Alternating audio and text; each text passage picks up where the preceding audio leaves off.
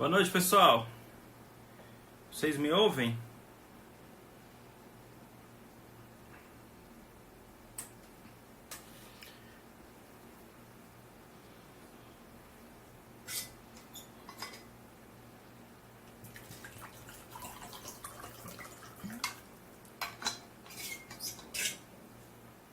Um abraço pro Etienne, Rafael, pastor lá na Igreja Presbiteriana de Bela Vista.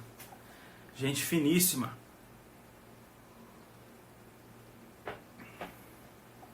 Hoje nós damos início à segunda semana. Nós conversaremos de novo com a Nathalie Campos. Terminaremos, de responder as perguntas da semana passada. A Nathalie já apareceu aqui. Deixa eu convidá-la. Hoje a conexão estava um pouco lenta. Olá! Olá, tudo bem? Tudo jóia? Tudo certo por aí? Tudo bem, graças a Deus. Na última semana nós paramos na 7ª pergunta, Se não me falha as minhas anotações, que foi aquela sobre a mulher tomar a frente da vida espiritual no lar. Essa foi feita?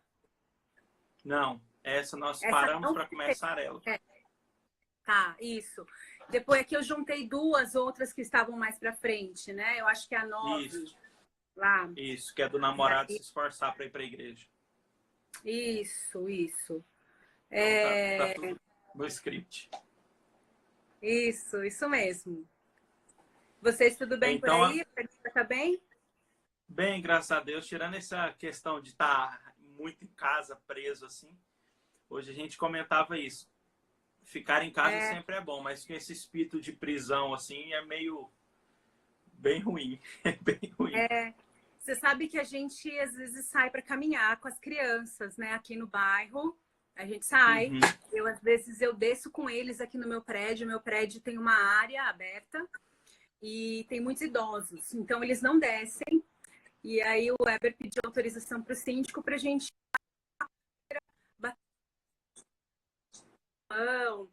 patins, patinete, bicicleta, motoquinha, massinha, e a gente de vez em quando desce com eles, Não todos os dias, também para não chocar muito as pessoas, porque eu percebo elas me olhando meio estranho quando eu desço, no elevador, já aglomeração, Só a nossa família.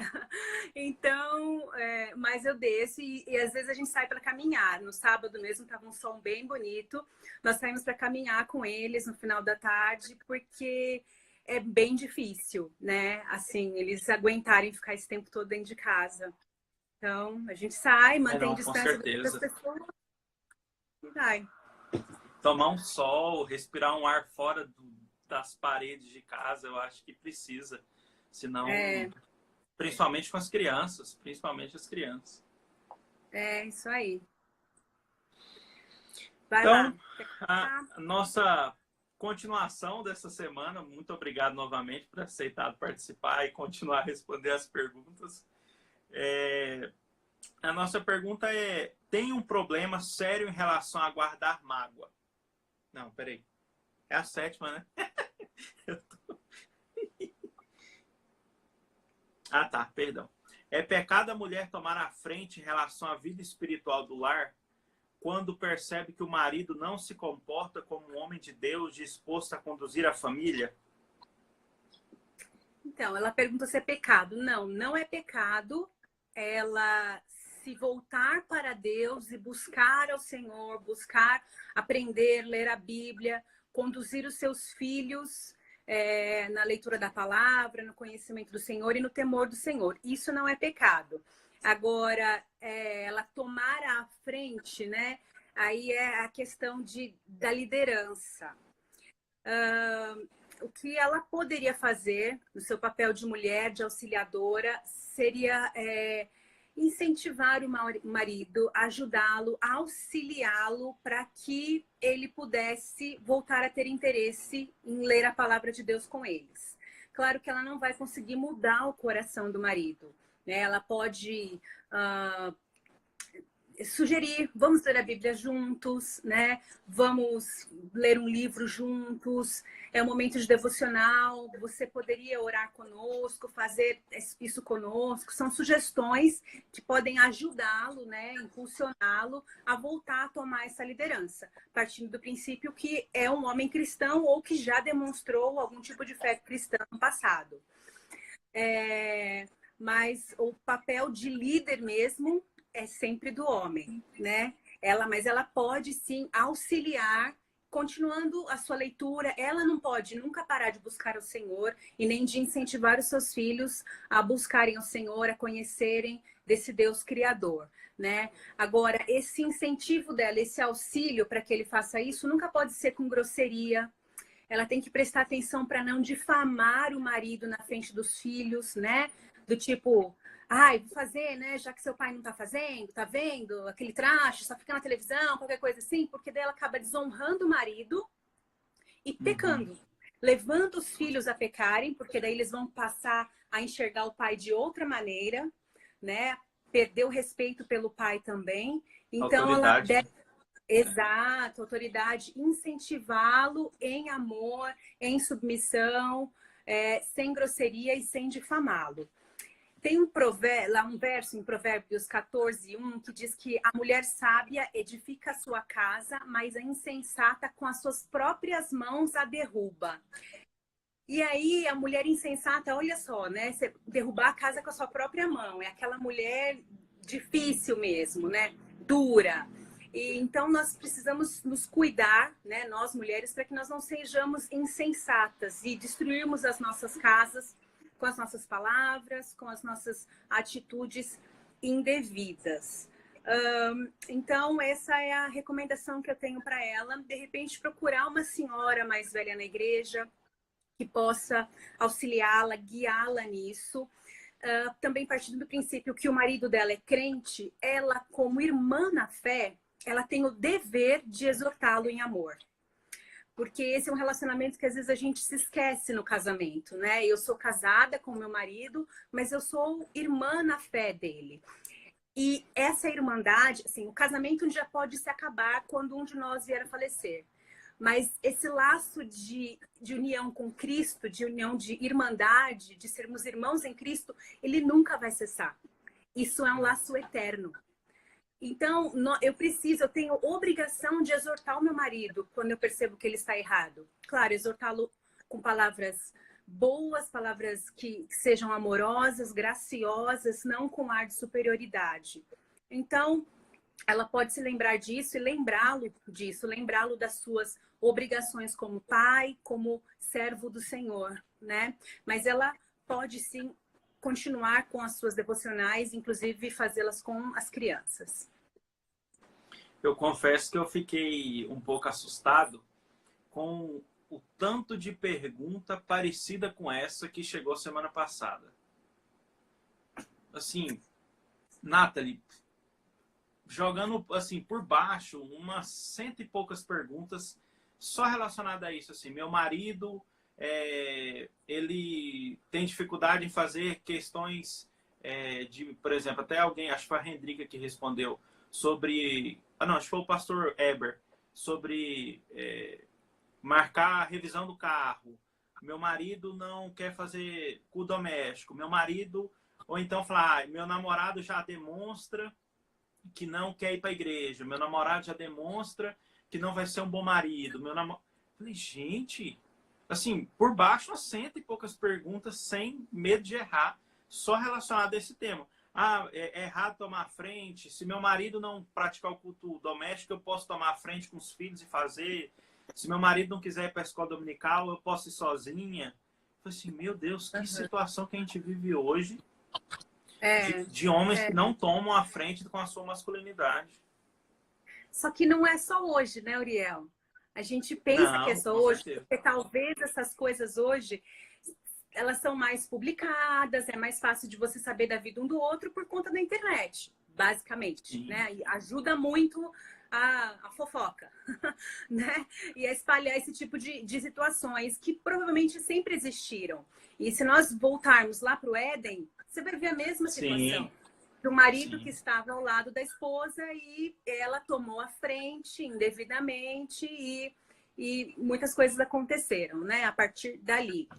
Mas eu, assim, encorajo essas mulheres a buscarem ajuda, a exortarem os seus maridos que são cristãos, né, a partir do ponto que eles são cristãos, e também elas podem procurar ajuda com homens na igreja, claro, devidamente amparada, não fazer aconselhamento um a um, não é isso que eu estou recomendando, mas de conversar com o pastor, de conversar com o presbítero, porque se ele é o líder da casa, ele não está exercendo suas funções como líder espiritual daquele lar, ele pode e deve ser exortado por outros homens. Isso é muito bom que isso aconteça na igreja, na comunidade, né, na casa do Senhor.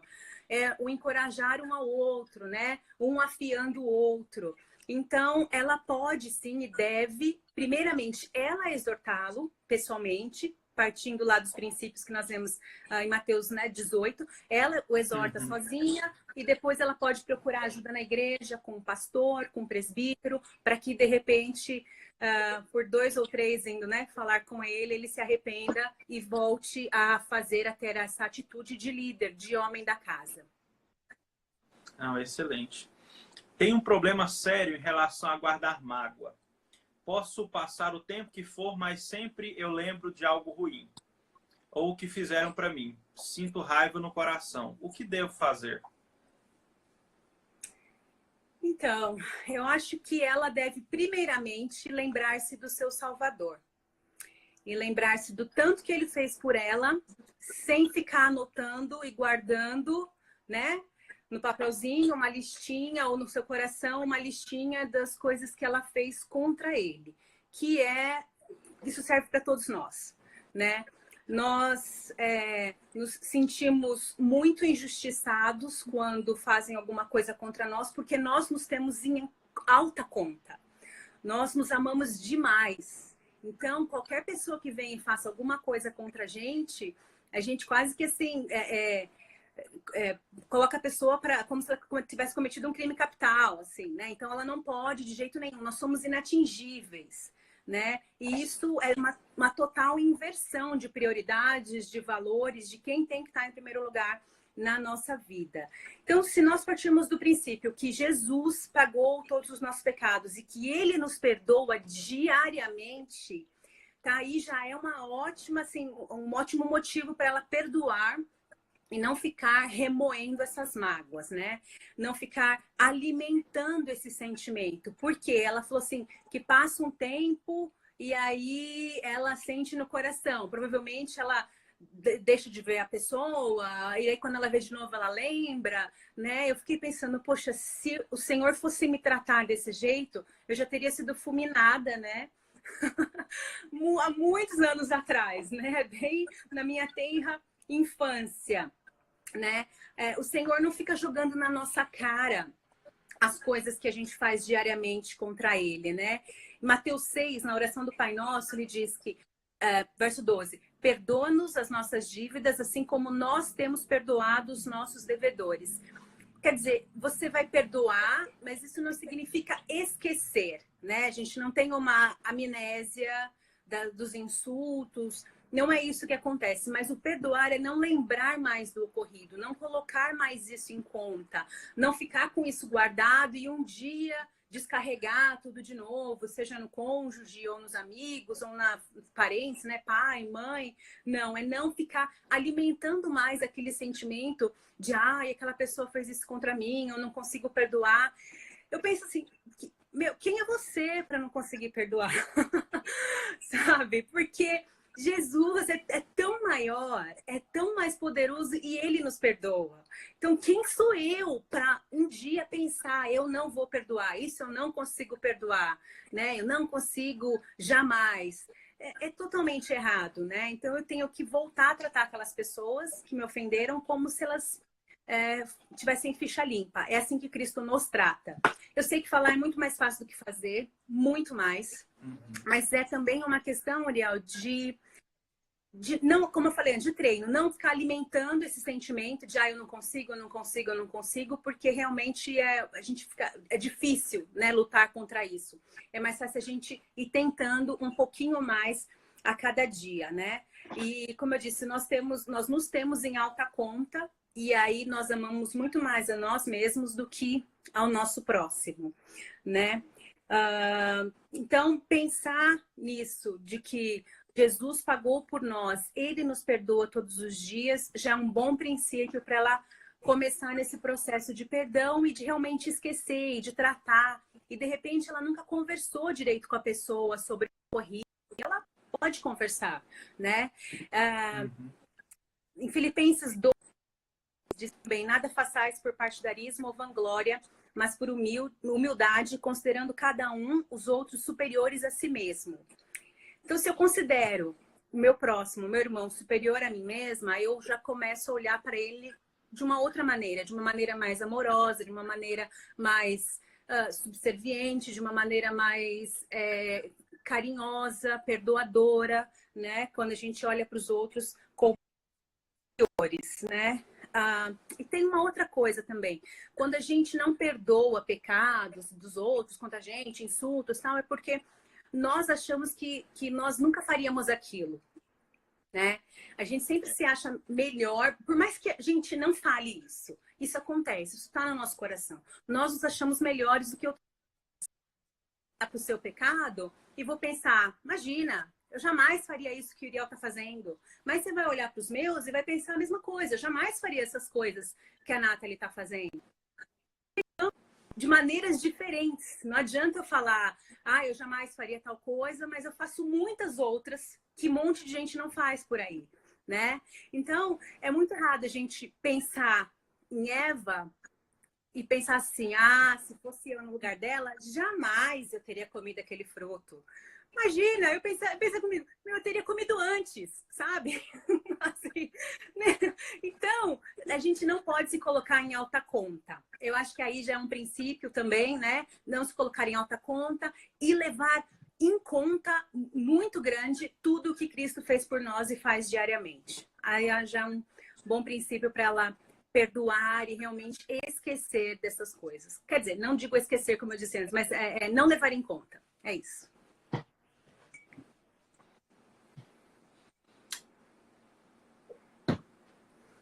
Meu namorado não se esforça para ir à igreja.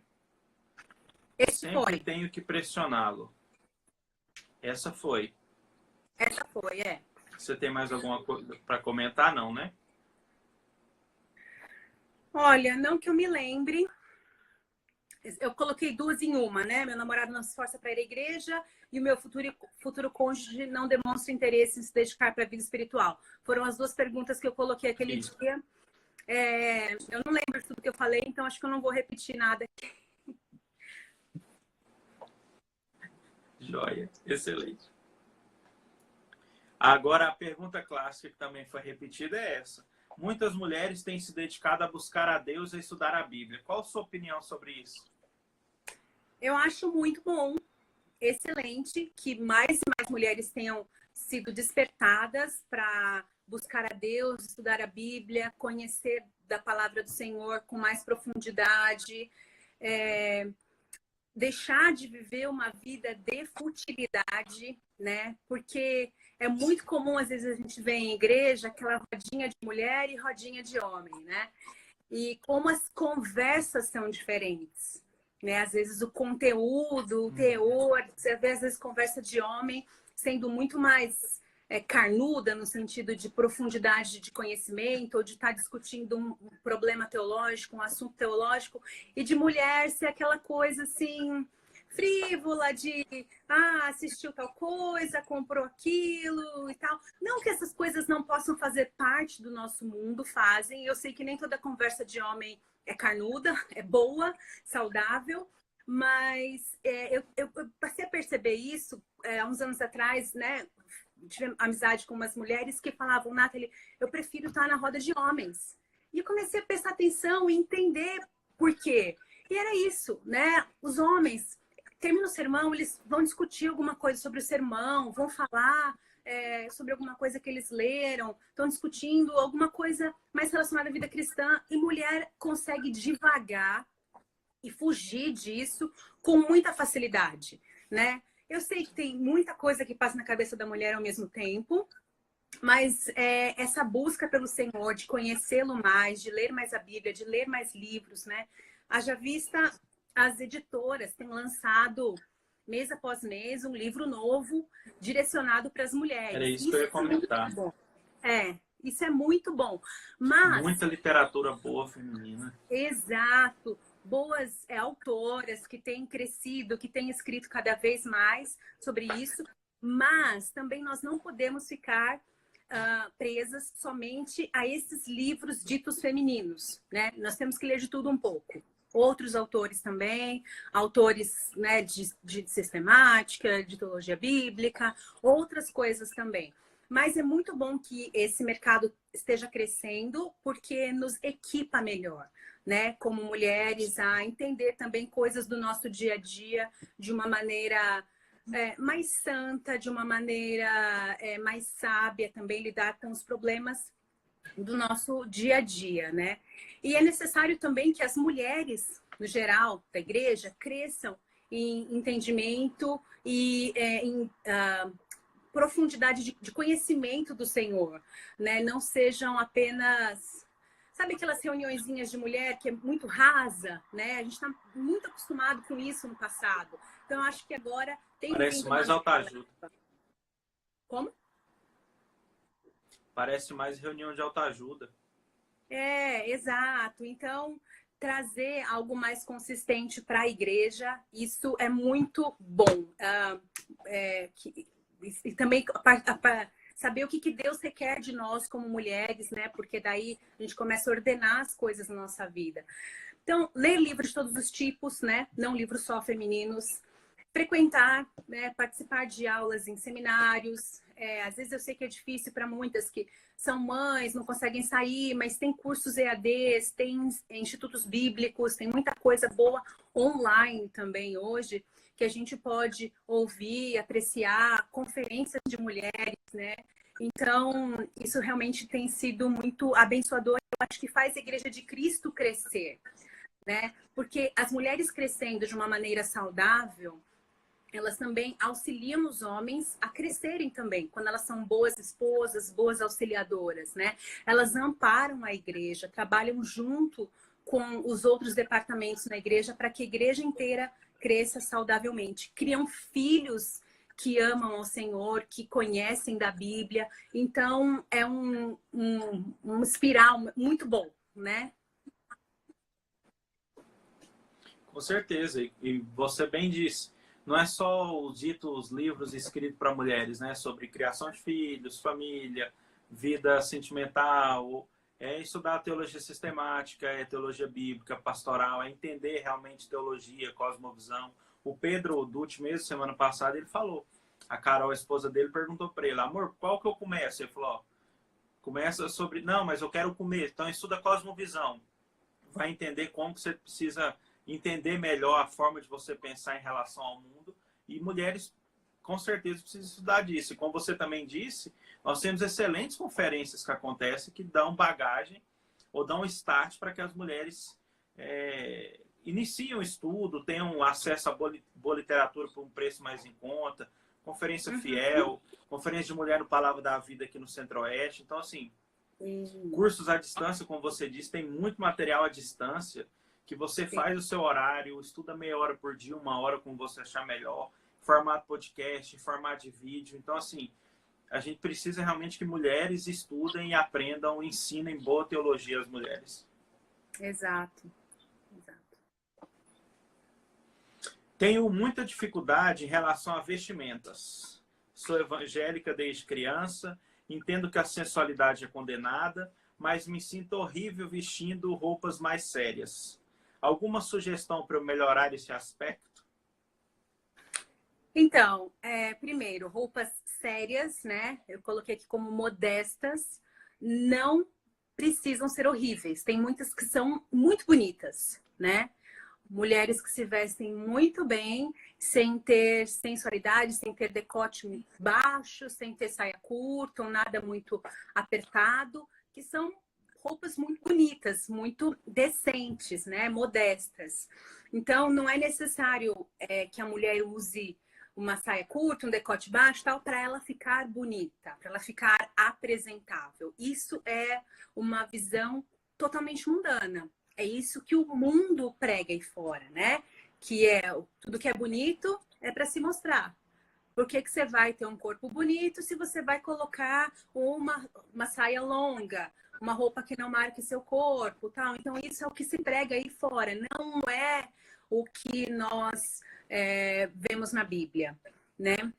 E talvez um grande problema dela seja o temor de homens, como ela quer ser vista por outras pessoas, né?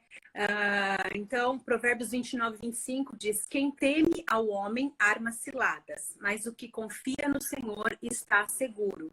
Nesse caso, ela está armando ciladas para ela mesma, né? Porque ela tem caído vez após vez nesse pecado.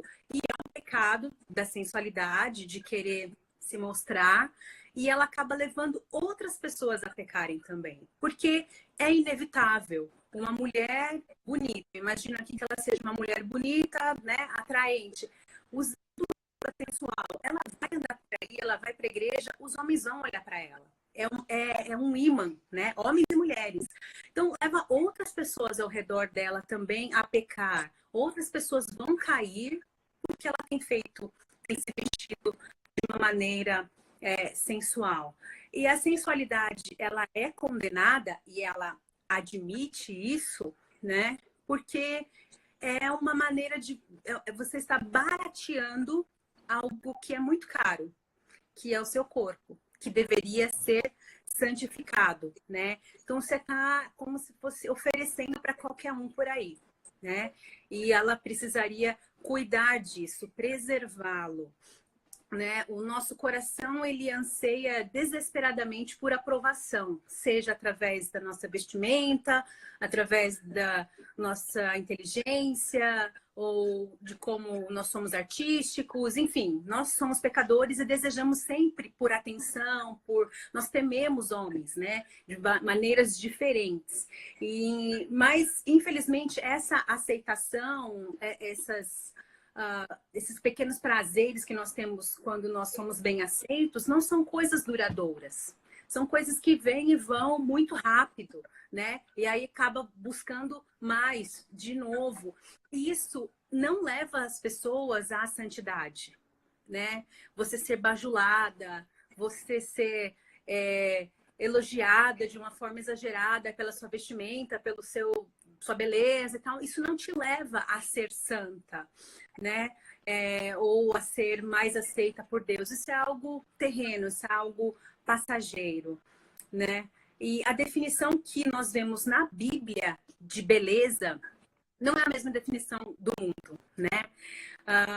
1 Pedro 3:3-5 é muito conhecido, né? Não seja o adorno da esposa o que é exterior, como o frisado de cabelos, adereços de ouro, aparato de vestuário, seja, porém, o homem interior do coração unido ao incorruptível trajo de um espírito manso e tranquilo, que é de grande valor diante de Deus. Pois foi assim também que a si mesmas se ataviaram outrora as santas mulheres que esperavam em Deus. E aí ele cita mulheres do Antigo Testamento. Então, quer dizer, não é que é proibido você se maquiar, você colocar uma roupa bonita ou joias para sair. Não, não pode. Arrumar o cabelo, não é nada disso. Mas é que isso não tem que ser o principal. As pessoas precisam olhar para mim, como eu falei na outra semana, na live, sobre a mulher de Provérbios 31, que nós temos que olhar para ela, mas nós precisamos desejar imitar a Cristo, né? Então, o meu desejo tem que ser agradar ao Senhor, imitá-lo, né? Sermos mais parecidas com Cristo, ao invés de queremos ser parecidas com as musas fitness que existem por aí, né? As modelos, tantas que são seguidas e não sei quantos milhões de seguidores aí no Instagram, no Facebook, que vivem, né, do seu corpo, de ginástica e tal. Então, nosso alvo é imitar a Cristo. E como eu falei, né? Estava falando disso antes. Não é problema da gente querer ter um corpo saudável, né? Talvez o seu corpo saudável vá trazer a você um peso, né, menor. Então você vai ter mais curvas, né? Vão aparecer as curvas, você vai ficar mais bonita, né? Tem aí os padrões de beleza que daí discordo um pouco, mas enfim, hoje, né, pensa assim, poxa, 10 quilos me faria bem, me faria muito bem perder 10 quilos hoje, seria ótimo, mas qual o preço que eu vou pagar por isso, né?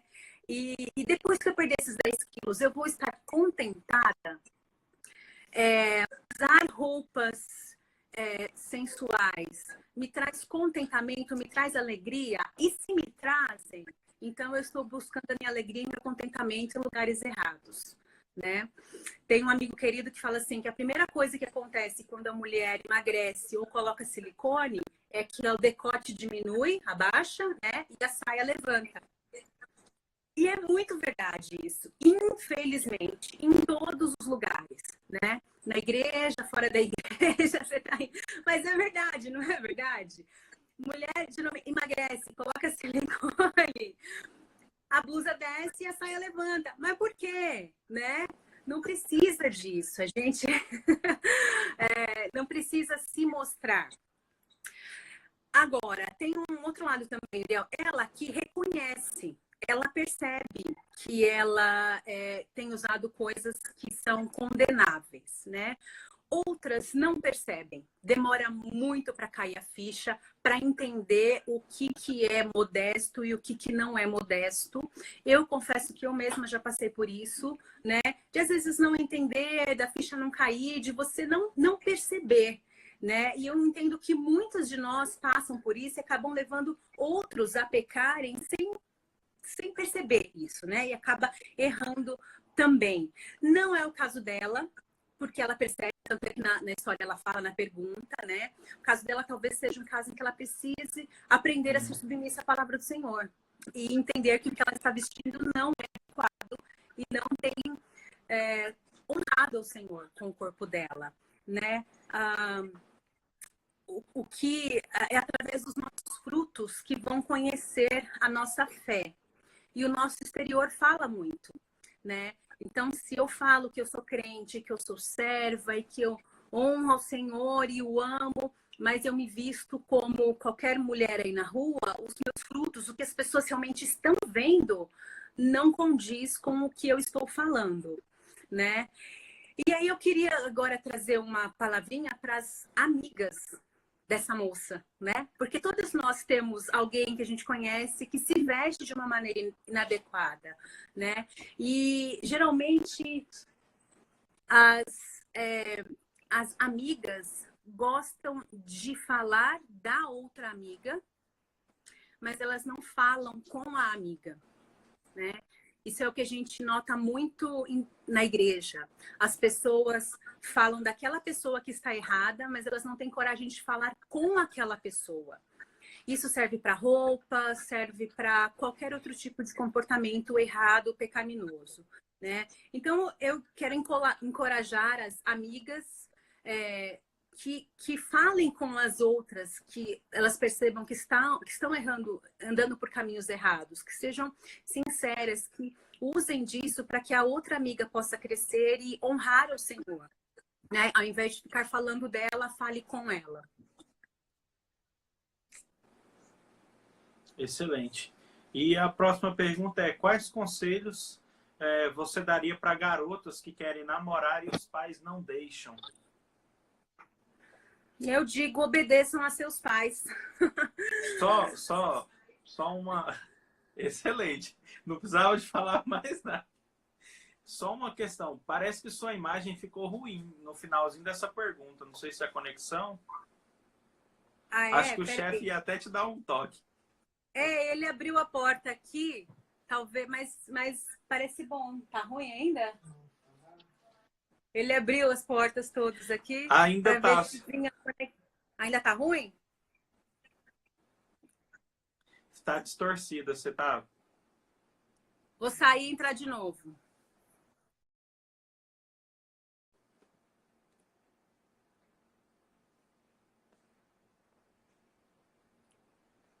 Agora eu tenho que voltar aqui, né? Que pena que a imagem ficou ruim no final. Deixa eu esperar a Nathalie chamar aqui. Enquanto isso, dar um recado para vocês.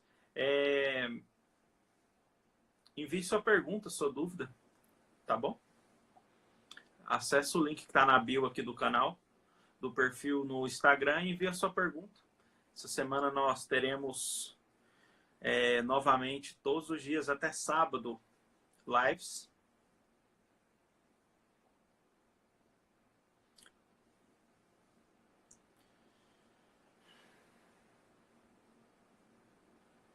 Interessante. Para mim aqui a imagem estava boa e eu escutava ela normal. O áudio estava excelente. Achei.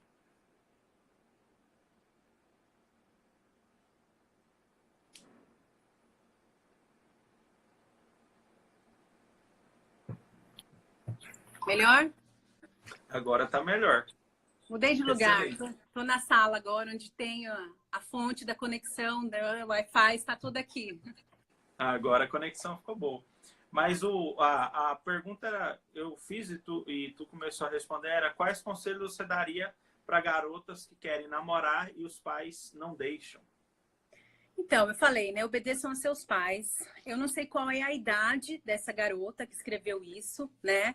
Mas conversem com seus pais, converse, entenda quais são os motivos deles falarem não agora, né? Eu penso que assim, não é, ai, não, você nunca vai namorar, vai morrer solteira cuidando do papai. Eu penso que, espero que não seja esse o intuito, né, deles falarem não para ela. Mas entenda quais são as regras, né? Então, qual idade ela vai começar a namorar? Quando ela tiver 18 anos? Quando ela tiver 21 anos? Porque...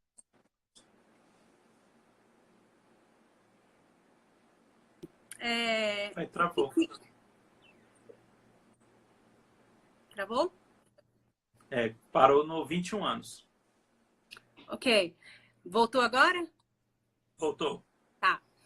Quando ela tiver 18, quando ela tiver 21 anos, ela tem que entender qual que é o papel do namoro na vida dela. Por que ela quer namorar agora? Se ela é uma adolescente, por exemplo, por que ela vai namorar agora? Por que ela precisa namorar? Né?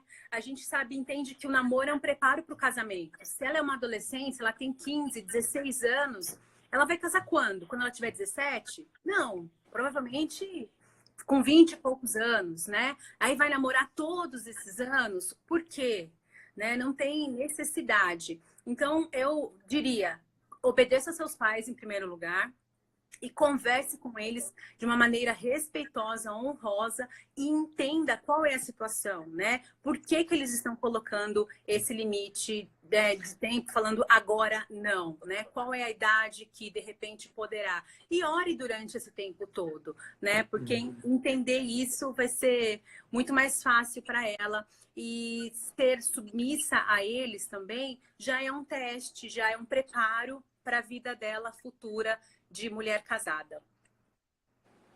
De repente, também tem a ver com o pretendente. Desculpa, estou falando aqui. De repente, também tem a ver com o pretendente dela, né? Isso, verdade. Bem lembrado. Às vezes Pode ser não que o rapaz... não é um cara que os pais aprovam, nem agora, e nem com 18, nem com 21, nem com nunca, né? Então, isso também é algo para ela pensar e entender esse cuidado que os pais dela estão tendo com a vida dela. É importante ela colocar na balança, né? Os pais são mais sábios que ela, já viveram mais que ela. E principalmente, normalmente essas perguntas, eu já vi outras no PNO em outros momentos, são sempre de adolescentes de 15 anos, 14 anos, 16 anos, que estão nessa ânsia de iniciar um namoro, mas esquecem que o produto final, o casamento, é o que elas devem almejar. E não é esse período de passatempo, de saída, de cinema. Lógico, precisam, já que existe essa vivência de namoro, de conhecimento, mas que ela tem que pensar, e o casamento? vou ficar 6, 7, 8 anos namorando e o casamento vai sair quando? Então, sempre bom ouvir os conselhos dos pais, dos pastores, dos irmãos mais velhos, que Exato. cuidam de E UPA, de UPJ. Amigos meus que namoraram por muitos anos, hoje, né, mais velhos, eles reconhecem que foi errado, que eles não deveriam ter feito isso, né? De quantas ciladas Deus os livrou por terem começado tão cedo. Então, é algo realmente para se pensar e conversar. E é uma época, Auriel, que eles podem passear, eles podem ir para cinema, né? Os jovens adolescentes podem se reunir nas casas, terem amizade, é a época de ter amigos, de aproveitar essa fase de amizade, né? E não de ficar ali só dois juntos e tal, e perder, acabam se isolando do resto. É inevitável. Não, com certeza. Então, adolescentes, obedeçam a seus pais e a palavra de Deus. Exato, exatamente, né? Guardem-se, né? Então, de repente tem um limite aí, 18 anos. Eu acho que esse é o limite aqui de casa. 18. Ele já deixou registrado. Já Excelente. Tá. Nathalie, muito obrigado pela paciência, pela disposição a responder novamente as perguntas que faltaram. Prazer, Ariel. Foi muito bom. Eu até te mandei já algumas coisas. Muitas mulheres se sentiram tocadas realmente pelas muitas palavras que você disse. Foi de muita ajuda. E que Deus continue abençoando sua vida, sua caminhada, seu ministério. Um abraço para o chefe aí, para todo mundo. Deus abençoe vocês nesse período de quarentena e os conserve em paz. Amém. A vocês também. Deus abençoe. Um abraço. Abração. Tchau, tchau.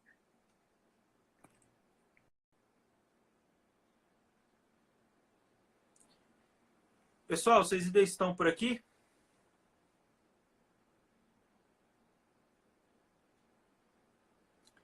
Dá um recadinho para vocês. Às 21 horas nós voltamos com o pastor Felipe Fontes. E até que volte a próxima live, entra aqui no link que está na bio do PNO, aqui no Instagram. Deixa sua pergunta. Nós teremos alguns convidados diferentes da semana passada. E se você não deixou sua pergunta, vai lá e deixa. Se você perdeu alguma live da semana passada, tá lá no canal do PNO. Todos os vídeos da semana passada já estão lá disponíveis. Ou então você acessa o site do Perguntar no Ofente, que é perguntarnoofente.com. Então você pode acessar todos os vídeos, tá bom? Sim, já acabou. Nós tínhamos 6 perguntas que ficaram da semana passada. Tá bom? Mas você pode assistir as outras perguntas lá no canal do PNO, tá bom? Até mais tarde.